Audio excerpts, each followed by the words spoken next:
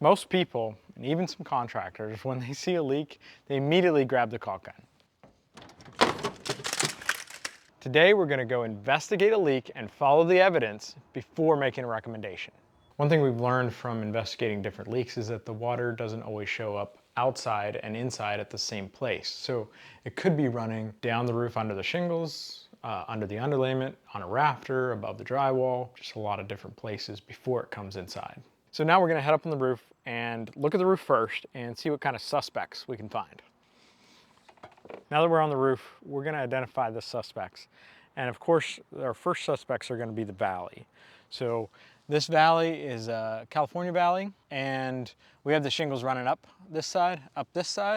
So there's a huge volume of water here that comes funneling down to this 6 inches. Could be the way this is done. This is actually torn right here. Pretty minor thing, and this is sealed pretty tight.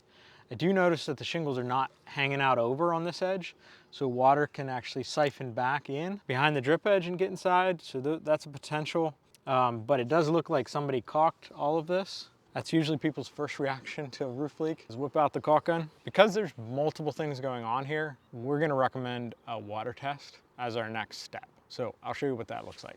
Now when we're starting to do the water test, what we're doing is we're just going to be spraying water on this first little half below the valley. We want to isolate this flashing right here and see if that's the issue. We'll be spraying water on this for about 15 minutes before we move on up the roof.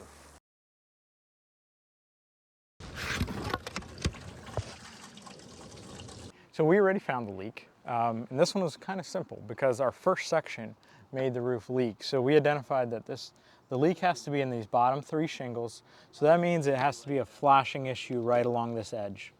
But we didn't even get to water testing this up here because we don't need to. We found the leak.